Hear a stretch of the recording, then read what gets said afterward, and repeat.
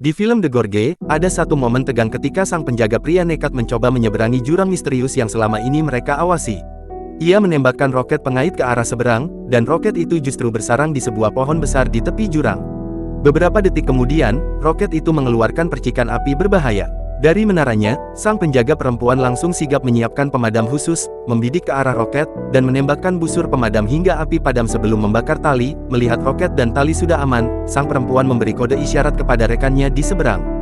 Dari jarak sangat jauh, sang pria membalas dengan menata huruf di menaranya hingga membentuk pesan "I love" yang ia lihat jelas lewat teropong. Kode itu jadi semacam salam terakhir sebelum ia berangkat. Tanpa ragu, sang pria segera mengaitkan harnes ke tali, lalu mulai meluncur di atas jurang gelap yang penuh kabut. Awalnya, perjalanan berjalan mulus.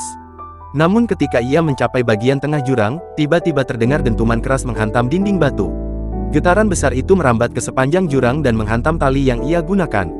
Dalam sekejap, sisi tali yang terhubung ke sang pria putus.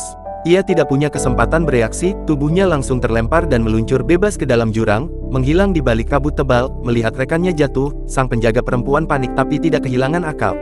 Ia berlari ke gudang perlengkapan, meraih parasut taktis dan sebuah senjata, lalu kembali ke tepi menara. Tanpa menunggu bantuan siapapun, ia melompat ke dalam jurang, membuka parasut di tengah jatuh bebas, dan berusaha mengejar sambil diserbu angin dan kabut.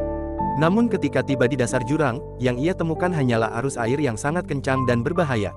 Ia harus berjuang keras melawan derasnya air agar tidak terseret, sambil terus mencari rekannya, namun hasilnya nihil. Sang pria tak terlihat dimanapun. Ternyata, sang pria tidak jatuh ke arus. Ia pingsan dan justru tergantung di sebuah pohon aneh yang tumbuh di sisi jurang. Harnes dan tali yang ia pakai tersangkut di cabang-cabangnya, membuat tubuhnya menggantung kaku. Di atasnya, merayap seekor makhluk mengerikan, bentuknya seperti satwa kaki seribu raksasa yang menempel di batang pohon dan perlahan mendekatinya. Tepat saat makhluk itu hendak menerkam, sang pria siuman.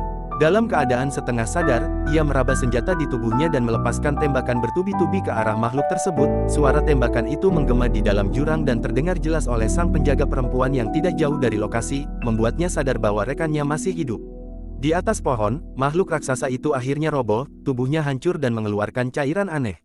Namun darah makhluk itu bukannya jatuh biasa, cairannya kental, lengket seperti lem hidup. Saat sang pria terlepas dari gantungan dan jatuh ke bawah, ia justru mendarat tepat di tubuh makhluk itu.